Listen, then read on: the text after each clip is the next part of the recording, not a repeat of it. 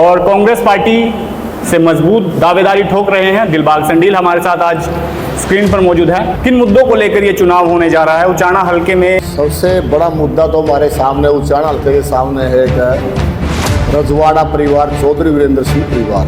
पहला मुद्दा तो यही है जी, इसको लोगों ने उखाड़ने का मन बना रखा है। कांग्रेस का झंडा आजकल आप उठाए हुए हैं, लेकिन कांग्रेस पार्टी के नेताओं पर इस तरीके की टिप्पणियां, तो लगता नहीं है कि पार्टी बैकफुट पर जाएगी? तो ये मानते हैं कि जयप्रकाश जी को वोट नहीं दिलवाई चौधरी वीरेंद्र सिंह के परिवार ने? नहीं, बिल्कुल भी दिलवाए। तो संडील साहब अपने आप को कैसे मजबूत मानते हैं कि सर्वे में संडील साहब सर्वप्रथम आएंगे? इधर घोगड़िया साहब भी तैयारियां कर रहे हैं। ये सवाल है कि टिकट को लेकर इतना कॉन्फिडेंस कैसे आ रहा है? बट टिकट सर्वे में हमारा नाम सबसे ऊपर आएगा। दुष्यंत चौटाला कह रहे हैं कि दोबारा उचाना से ही चुनाव लड़ेंगे। इनेलो और बीजेपी की बी टीम है, बीजेपी के पिट्ठू है दोनों। तो इनका इस एक ही नारा इनके पल्ले बचा है कि वे अब की बार टिकट तो अपनी है। ये नारा भी इनके पल्ले ना हो ना तो इनका तो पर्ची 500 नहीं आनी। अगर मान लीजिए टिकट नहीं मिलती है तो क्या आजाद चुनाव लड़ने की तैयारियां खींच चुके हैं संडील साहब? कैसे माने? चौधरी वीरेंद्र सिंह ने हमारे बारे में जो कहा, पहले तो कहा था छूट गई है नेता लोकसभा इलेक्शन में। पहले सियासी लड़ाई मुझे जो आंकलन हुआ है बीजेपी और जेजेपी से नहीं दिख रही, आपकी तो अपनी ही पार्टी के परिवार से दिख रही है। पहले भीतर का जी जो करे ना तो अपने को तो अच्छा लगता नहीं। तो सूबे के तमाम हलकों की सियासत से आपको रूबरू करवा रहे हैं और सियासत के दिग्गज धुरंधर कद्दावर नेताओं से आपको रूबरू करवा रहे हैं। कौन से हलके में किन मुद्दों को लेकर चुनाव होने जा रहा है और सूबे में कौन से दिग्गज नेताओं के सामने कौन नेता तैयारी कर रहे हैं और धरातल पर किस तरीके की रणनीति है। मैं बात कर रहा हूं उचाना हलके की। उचाना हलके से दिग्गज नेताओं ने चुनाव लड़ा, लेकिन विकास में उचाना आज भी पिछड़ा क्यों नजर आता है, उस पर भी खास बातचीत करेंगे। और कांग्रेस पार्टी से मजबूत दावेदारी ठोक रहे हैं दिलबाग संडील हमारे साथ आज स्क्रीन पर मौजूद है। किस तरीके की रणनीति है और किस तरीके की तैयारियां हैं, सीधा इन्हीं से बातचीत कर लेते हैं। सर बहुत बहुत स्वागत है आपका द जेपी टीवी में। बहुत बहुत स्वागत आपका, धन्यवाद जी। संडील साहब, सर्वप्रथम मेरा पहला सवाल कि धरातल पर आप लोगों से रूबरू हो रहे हैं, जनता की नब्ज टटोल रहे हैं, किन मुद्दों को लेकर ये चुनाव होने जा रहा है? उचाना हलके में किन मूलभूत सुविधाओं की कमी आपने देखी? सबसे बड़ा मुद्दा तो हमारे सामने उचाना हल्के के सामने है कि रजवाड़ा परिवार, चौधरी वीरेंद्र सिंह परिवार। पहला मुद्दा तो यही है जी। इसको लोगों ने उखाड़ने का मन बना रखा है, जिसने इस उचाना हल्के को इतना पीछे धकेल दिया कि इसको पटरी पे लाना, दूसरे हल्कों के मुकाबले में खड़ा करना, विकास की पटरी हो, रोजगार की पटरी हो, चाहे वो स्वास्थ्य की हो और चाहे वो पीने के पानी की बात हो जी। तो ऐसा इतना पीछे इन लोगों ने हमारे यहाँ से, देखिए जिसके घर में कहीं डीसी लग गया, जिसके घर में डीसी हो, जिसके घर में एमएलए हो जी, और जिस घर से कैबिनेट मिनिस्टर हो जी, एक एक परिवार में 3-3 लोग इतने बड़े पदों पर हो जी, और फिर उचाना के लोग पिछड़ेपन का शिकार हुए, जिन लोगों ने दिल्ली के धक्के खाने पड़े, चंडीगढ़ के धक्के खाने पड़े, इन लोगों की कोर्ट तो दिल्ली में कोर्ट, इन्होंने तो कोर्ट भी दिल्ली में लगाई जाके। उचाना में भी सामने यहाँ अपने वो है एसडीएम कार्यालय है, कोर्ट उचाना में भी है, लेकिन इन लोगों ने तो कोर्ट भी किसी की भी एप्लीकेशन है ना दिल्ली जाके सुनवाई करी। सबसे बड़ा मुद्दा तो हमारे सामने ये मुद्दा है। कांग्रेस का झंडा आजकल आप उठाए हुए हैं, लेकिन कांग्रेस पार्टी के नेताओं पर इस तरीके की टिप्पणियां, तो लगता नहीं है कि पार्टी बैकफुट पर जाएगी? ऐसा कुछ नहीं है। देखिए कांग्रेस पार्टी ने जो अभी आज ला हरियाणा मांगे साहब जी, मेरा कसूर नहीं, ये जनता जो उचाना की जनता ना, वो उचाना की जनता भी उचाना वालों से हिसाब मांग रही है जी। मैं क्या करूं, उसमें जो लोगों की भावना है उसके अनुरूप चलना पड़ता है। और दूसरा तो बाकी कांग्रेस की पार्टियों का और नीतियों का अनुसरण हम करते आए हैं। रही बात जैसे आप कह रहे हैं भी कांग्रेस पार्टी के हमारे नेता लीडरशिप, इसमें पूरा मानेंगे, सब लीडरशिप को पता है। जैसे लोकसभा इलेक्शन अभी पिछले दिनों हुए, उनमें हमारे चौधरी साहब ने, वीरेंद्र सिंह परिवार ने तो बायकाट उस इलेक्शन का किया। बायकाट किस प्रकार से किया? बराबर में अपने एजेंट इन्होंने बीजेपी पार्टी का समर्थन करके एजेंट बनवाए और बीजेपी के पक्ष में वोट डलवाए। तो ये मानते हैं कि जयप्रकाश जी को वोट नहीं दिलवाई चौधरी वीरेंद्र सिंह के परिवार ने? नहीं, बिल्कुल भी नहीं डलवाए। जयप्रकाश जी को कहाँ वोट डलवाए? कल मैं उनकी एक आज ही सवेरे सवेरे मॉर्निंग में खास हरियाणा एक चैनल पे उनकी वो सुन रहा था मैं स्टेटमेंट जी। उनका एक बयान था, उसमें पता क्या पत्रकार साथी ने पूछा कि जी आज लोग आरोप लगा रहे हैं कि आपने कांग्रेस पार्टी के पक्ष में वोट ना दिलवा कर बीजेपी के पक्ष में वोट दिलवाए, कहने लगा तू जेपी का है तो वो बोलने भी देते हम लोगों को। और आम आदमी तो ताकत क्या, पत्रकार साथियों को भी बोलने का मौका लेते, वो तो एक दबाने का काम करते हैं। आज भी उन लोगों में डिटेक्टरशिप है। तो ये है, पार्टी को पता है, नेतृत्व को सबको पता है। तो कांग्रेस पार्टी पर भारतीय जनता पार्टी हो या विपक्ष की तमाम राजनीतिक दल हो, वो आरोप लगाते हैं कि परिवारवाद की पार्टी है। तो उचाना हलके में टिकट वितरण में परिवारवाद देखा जाएगा या सर्वे का आधार देखा जाएगा? कैसे आश्वस्त है टिकट को लेकर? देखिए, जैसे लोकसभा चुनाव में एक फेर टिकट का वितरण हुआ जी, पूरा का पूरा 9 की 9 लोकसभा क्षेत्रों में कांग्रेस पार्टी ने सर्वे के बेस पर टिकट डिस्ट्रीब्यूशन किया। इसी प्रकार से हमारे शीर्ष नेतृत्व का, चाहे हमारे माननीय राहुल जी हो जी, चाहे हमारे माननीय खड़गे साहब अध्यक्ष जी हैं जी, जितने भी, चाहे हमारे चौधरी भूपेंद्र सिंह हुड्डा जी है और हमारे अध्यक्ष जी श्री उदयभान जी है, तो सबका एक ही कहना है कि टिकट का वितरण होगा वो सर्वे बेस पे होगा, वो मेरिट बेस पे होगा। और वो कहना नहीं, ये साबित भी कर दिया अभी लोकसभा चुनाव में। 9 जो टिकटें बांटी नहीं, वो इस प्रकार बांटी गई जो लोगों की जुबान से आया, जो लोगों के सर्वे में आया कि वे किसको लोग चाहते हैं उनको टिकट दी गई। और इसी प्रकार आने वाले चुनाव में भी वही होना है। तो संडील साहब अपने आप को कैसे मजबूत मानते हैं कि सर्वे में संडील साहब सर्वप्रथम आएंगे? इधर घोगड़िया साहब भी तैयारियां कर रहे हैं। मतलब कांग्रेस पार्टी में प्रत्याशियों की एकदम बाढ़ सी आ गई है। ये बाढ़ कैसे आ रही है? बाढ़ जिस भी पार्टी का जनाधार हो, जिस पार्टी की लहर हो, आने वाली सरकार उसकी हो, ऑटोमेटिकली उसके टिकटार्थी चाहने वाले उसके ज्यादा हो गए। अब आज इनेलो चश्मे वाले हैं, कोई उनका टिकट लेने वाला नहीं है जी। अब यहाँ वो सीएम का नारा देगा, कह रहे हैं मैं सीएम का नारा यहाँ से उचाना से चेहरा खड़ा करूंगा जी। तो ये एक लॉलीपॉप लोगों को दे रहे हैं। और चाहे वो जैसे भी बात करे, आज किसी भी पार्टी का हो कोई जनाधार नहीं है, सिर्फ कांग्रेस पार्टी का जनाधार है। और उसके पीछे टिकटार्थी तो ऑटोमेटिक ही कोई भी हो, जिसकी लहर हो और चढ़ते को सलाम हमारी पार्टी। आज के दिन लोग सब बदलाव की लहर है और आने वाली सरकार चौधरी भूपेंद्र सिंह हुड्डा की, दीपेंद्र सिंह हुड्डा मुख्यमंत्री बनेंगे, कांग्रेस पार्टी की सरकार आएगी। तो टिकट की बात ये है, किस प्रकार आपने कहा आश्वस्त हैं जी। यही सवाल है कि टिकट को लेकर इतना कॉन्फिडेंस कैसे आ रहा है? कॉन्फिडेंस तो ये लोग है ना जो अपने हैं, हर रोज जैसे फील्ड में जाते हैं, सर्वे के लिए की बात कही आपने जी। तो सर्वे का तो जैसे ग्राउंड में एक प्लेयर तैयारी करता है, वो किसी भी कैटेगरी का हो, किसी भी उसका खेल का हो, चाहे रेसलिंग का है, चाहे वो क्रिकेट का है या दूसरे एथलीट्स है कोई भी, उसको पहले से ही ये रियलाइज हो जाता है कि मेरी तैयारी कैसी है जी। और तैयारी के बेस पे तो उसको अपने आप को ये लगेगा कि मैं पोजीशन में आने वाला हूँ।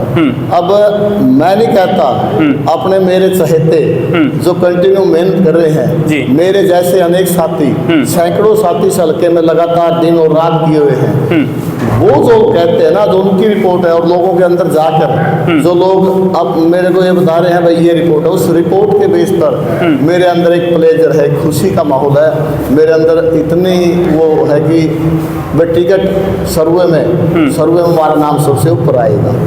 चर्चा तो ये भी है कि कई राजनीतिक दल आपको संपर्क साध रहे हैं ये तो विपक्ष का काम है। विपक्ष का किसका काम है? जिस भी मेरा एक मानना है, जिसकी प्रोग्रेस होगी, जो पहले फर्स्ट पायदान पे होगा, उसकी टांग खींचने वाले अनेकों होंगे। पीछे वाला वो काम क्या है जी, पीछे वाले टांग खींचेगा आगे वाले की, मैंने क्या जरूरत है पीछे वाले पीछे देखना ही नहीं हमने तो, उनका काम है। और मैं तो सब ये कहूँ, बाप अपने समर्थकों से भी अभी कई दिन पहले मैंने अपनी मीटिंग लेकर एक ही बात कही थी, टांग खींचने वाले खींचेंगे, आरोप भी लगाएंगे, तरह तरह की बातें भी करेंगे, आप किसी की ये सुनना मत, आप सीधा अपना काम करते जाइए। और वो काम हम करने लग रहे हैं। उनको पता है जो इस तरह की बातें करते हैं ना, ये आरोप लाके मैं उस पार्टी से मिले, उस पार्टी से मिले, आज तक मेरा एक नेचर है, मैं जहां भी रखता हूं वहां एक ही जगह खड़ा होता हूं। दूसरा, मैंने आज तक ये नहीं सोचा अब हुड्डा साहब के साथ है तो हुड्डा साहब के साथ है, किसी दूसरे लीडरशिप से, चाहे हमारी पार्टी का और तो विपक्ष की तो छोड़ो आप बात, हमने कभी आज तक बात नहीं करी और ना करेंगे। यदि हमने दूसरी पार्टी में जाना, फिर हमने यहाँ कांग्रेस के झंडे और कांग्रेस का नारा देने की हमने जरूरत क्या है, ऐसी हमारी मानसिकता हो। ये विपक्ष का काम है, वो अपने काम में लगे हैं, उनको पता है हाथ आने वाला कुछ नहीं है, उनकी रेस से बाहर है, उनके नजदीक नहीं है, उनकी रेस से बाहर हम हो चुके हैं, ये उनको पता है, इसलिए वो आरोप लगाने लगे। दुष्यंत चौटाला कह रहे हैं कि दोबारा उचाना से ही चुनाव लड़ेंगे, तो सीएम का चेहरा जेजेपी से, जेजेपी की आवाज़ निकल चुकी है। जेजेपी का तो मैं तो अब की बार तो छोड़ो, आपको तो अब की बार तो जीरो टूटने वाली, बाकी आने वाला भविष्य भी जेजेपी का नहीं। जेजेपी तो मर्ज करना पड़ेगा, वो किसी भी पार्टी में मर्ज करे, चाहे वो कांग्रेस में आए, चाहे वो बीजेपी में जाए, कांग्रेस में आने वाले भी नहीं है, क्योंकि वो बी टीम है। इनेलो और जेजेपी बीजेपी की बी टीम है, और वो आज से नहीं है, वो 87 से क्या उससे पहले 77 से 1977 से ये बीजेपी की टीम बन के रही है, बीजेपी के लिए उन्होंने काम किया है। सही इनेलो के जो आज कहते हैं ना वो किसान ही ऐसी, कुछ लोग जो उसके वर्कर हैं वो कहते हैं उसके इनेलो के अगर जो है किसान, किसका किसान है तैसी है, वो राज्यसभा में वोट किया ना, वो बीजेपी के पक्ष में वोट किया। ऐसा किसान ही तैसी होता तो बीजेपी के पक्ष में वोट क्यों करता है? उसने कांग्रेस के पक्ष में वोट बिल्कुल नहीं दिया। बीजेपी के पिट्ठू है दोनों, और अब की बार इनका दमदमाहा हो लिया, कुछ नहीं पल्ले किसी के भी, कांग्रेस पार्टी की एक तरफी लड़ है। तो मैं पड़ोस के हलके में जा रहा था नरवाना में, तो वहाँ पर क्या हुआ कि सुरजेवाला जी कहते हैं मंच के माध्यम से कि उचाना में बृजेंद्र सिंह जी आगाज़ करेंगे चुनाव का, तो क्या पहले ही सेटिंग हो जाती है कि टिकटों को लेकर? ऐसा कुछ नहीं है, ठीक है। ये तो लोकसभा में भी कहने लग रहे थे, ये स्टेटमेंट तो उनकी लोकसभा में जब पूरे परिवार की थी, वह विजेंद्र सिंह ही चुनाव लड़ेगा।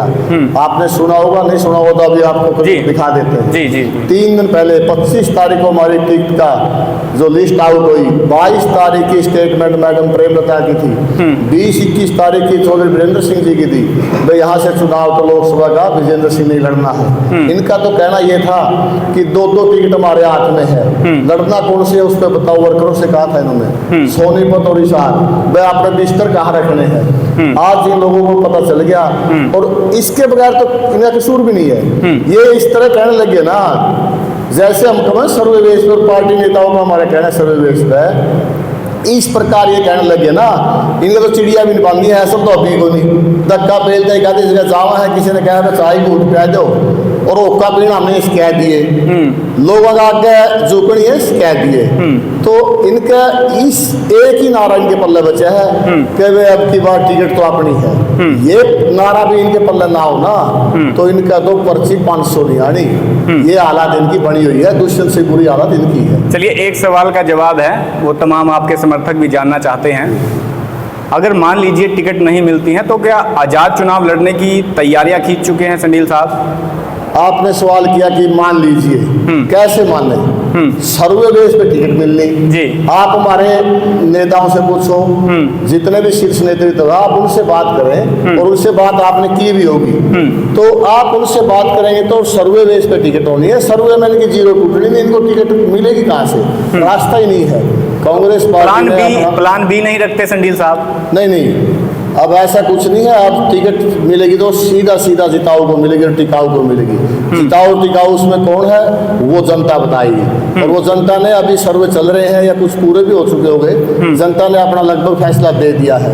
कुछ नेताओं के तो मूड ले होने लग गए, मिला है या उनकी स्टेटमेंट सुना है तो आज उनके चेहरे बदल रहे हैं, और वो अपनी तरह तरह की, कल मैंने उनकी स्टेटमेंट में एक और सुनी थी जी, बोलिया ये फिर है नहीं, बोले इनका पल्ला कुछ नहीं, पता नहीं गादड़ गुल्ली किए गया, इस तरह का बयानबाजी, मतलब वो मेरा शब्द ध्यान नहीं उनका। चौधरी वीरेंद्र सिंह ने हमारे बारे में जो कहा, पहले तो कहा था छूट गई ये नेता लोकसभा इलेक्शन में, और कल का उनका परसों का खास हरियाणा पे वो मैं सुन रहा था, तो उसमें भी ऐसी स्टेटमेंट हमारे प्रति गई है ना, तो वो समय बताएगा, जनता उनको बताएगी इस बात के बारे में। वो पता है क्या कह रहे हैं कि बोला ये फिर है नहीं, इनका पल्ला है कुछ नहीं, पल्ला तो जनता है, हमारा पल्ला आपकी तरह ये को नहीं बहेगा बात पल्ला है, हमारा पल्ला है तो लोग हैं, और वो लोग आने वाले दिनों में ये बताएंगे तो आपका पल्ला है तुम्हारा पल्ला है। तो पहले सियासी लड़ाई, मुझे जो आंकलन हुआ है बीजेपी और जेजेपी से नहीं दिख रही, आपकी तो अपनी ही पार्टी के परिवार से दिख रही है। देखिए, जो लैग पुलिंग का बात हो, जो इंटरनल पहले भीतरघात जी जो करे ना, वह अपने को तो अच्छा लगता नहीं। अच्छा। एक ही परिवार में रह के इस प्रकार का काम क्यों? अब लोकसभा इलेक्शन में मतलब जयचंदो से नाराजगी है आपकी? हाँ, नाराजगी मेरी नहीं, पूरी जनता की नाराजगी, और जनता की नाराजगी तो वो हम जनता के साथ है, लोगों के साथ है, हम लोगों का जो व्यू है, जो लोगों की ओपिनियन है उसके साथ है ना। लोग चाहते नहीं इन लोगों को कोई जबरदस्ती ये थोपे जाए, बिल्कुल नहीं चाह रहे लोग, और जबरदस्ती कैसे थोपे जाएंगे, तो इस प्रकार है ये है, हम चाहते हैं कि फेयर काम होगा और सर्ववेश पे सारा काम होगा। बीजेपी की भी काफ़ी टिकटारती हैं, चाहे अत्री साहब हो गए, अभी गांव में कसून गांव में शायद उनका गांव पड़ता है, वहां पर भी गए तो वहां से भी बीजेपी जीत रही है और जेपी जी हार रहे थे। तो बीजेपी को आप इतना कम आंकलन क्यों कर रहे हैं? आकलन तो सीधा सीधा अभी लोकसभा में आपने देखा 37,000 समथिंग से यहाँ लीड जो जनता ने दी कांग्रेस पार्टी को, तो किस प्रकार से मानेंगे? अभी विधानसभा में पता क्या और उससे ज्यादा तैयारियां हमारी हैं। हाँ, विधानसभा के चुनाव वो क्षेत्रीय और धरातल के मुद्दे रहते हैं, और केंद्र के लोकसभा में तो इसमें इलेक्शन में तो 50 और 60,000 के बीच में हमारी लीड होगी। तो बीजेपी का से तो लोगों का, और पहले तो क्या था 10 की 10 का इन्होंने नारा दिया बीजेपी पार्टी ने, अभी लोकसभा में 10 सीटें हम जीतेंगे, 10 सीटें ना जीत कर 5 पे अटक गई जी। 5 पे अटकने से आज चुनाव करवाओ लोकसभा के, आप जैसे इन्होंने 200 कुछ सीटें ली ना, 240 के आसपास सीटें इनकी आई, तो आज इलेक्शन करवाओगे ना आप, ये 150 पार नहीं करेंगे। तो लोगों ने देख लिया, हवा इनकी निकल गई जी। और उसके बेस पे आज जो इलेक्शन में इनके वोट अभी लोकसभा में आए उचाना से, उसके आधे वोट भी आज नहीं आएंगे। तो क्या वो रोड मैप क्या बनाया है विकास कार्यों को लेकर? एक दूरदर्शी सोच रहती है नेता की, उचाना हल्के के लिए ऐसा क्या सोचा है कि आपको ही चुनेगी जनता? उचाना हल्के के लिए सबसे बड़ा तो हमारे गंभीर समस्या है ना, वो एक पीने के पानी, वैसे तो सारी गंभीर है, कई हैं समस्या तो ढेर सारी है, लेकिन पीने के पानी हमारे हल्के में किसी भी गांव में ये नहीं है कि वह घर घर पानी हो, नहरी पानी हो, अच्छा पानी हो, तो उसकी समस्या, उसके कारण एक बीमारियों का सामना हमारे लोगों ने करना पड़ता है। दूसरी है रोजगार। यहाँ बेरोजगारी इतनी है कि हमारे बच्चे दर दर ठोकरे खाते फिरते हैं, विदेशों में पलायन कर रहे हैं, कोई अपनी जायदाद, कोई अपनी टूम बेच कर माँ की बाप की, और कोई रिश्तेदारों से पैसे उठा के न, बहुत सारे बच्चे तो किसी के रास्ते में वो डोंकी लगा के वो गुम भी हो गए, कोई डेथ हो गई किसी की। तो इस प्रकार बेरोजगारी का एक बहुत बड़ा गंभीर मुद्दा है।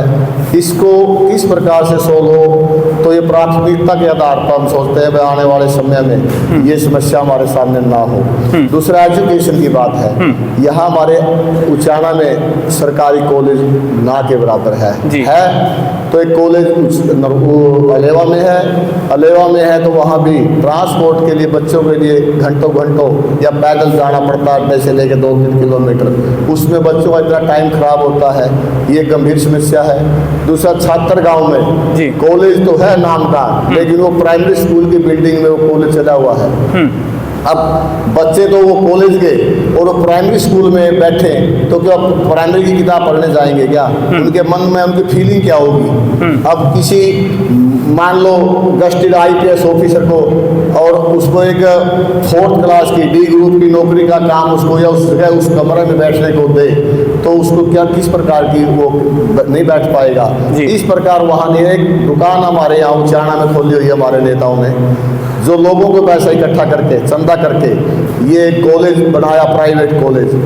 मैं एक और कहना चाहता हूँ, मीडिया के माध्यम से कहना चाहता हूँ, और मैंने पिछले दिनों भी ये कहा था कि जैसे ही इन्होंने दुकान चलाई, अपना बिजनेस चलाया उचाना में, ये बिजनेस को छोड़कर इसकी फीस इन्होंने फ्री करनी चाहिए, या फीस ले तो सरकारी कॉलेज के बराबर फीस लेनी चाहिए, ना कि यहाँ अपना दुकानदारी चलानी चाहिए। या हमारे हाथों में सौंपो, इन लोगों के हाथों में सौंपो, हम उसको फ्री ऑफ फीस करेंगे। यहाँ उचाना में बच्चों को कॉलेज की फीस है ना वो बिल्कुल फ्री करेंगे। इस कॉलेज को सामने छोड़ देना चाहिए, हमारे ऊपर छोड़ देना। चलिए, तो फिलहाल उचाना हल्के के विकास कार्यों को लेकर तमाम रणनीति संडील साहब ने बताई है और दूरदर्शी सोच के साथ मैदान में उतरे हैं। सियासी समीकरण क्या कुछ मानते हैं और सूबे के वो हल्के में उचाना हल्का शामिल है और जींद जिले में, और जींद कहा जाता है कि सियासी राजधानी है और यहीं से हरियाणा की सियासत चलती आई है। फिलहाल उचाना हल्के के समीकरणों पर आपका क्या कुछ कहना है? कमेंट बॉक्स में राय देकर वीडियो को ज़्यादा शेयर करें और चैनल को फॉलो करना न भूलें ताकि तमाम अपडेट आप तक पहुंचती रहे।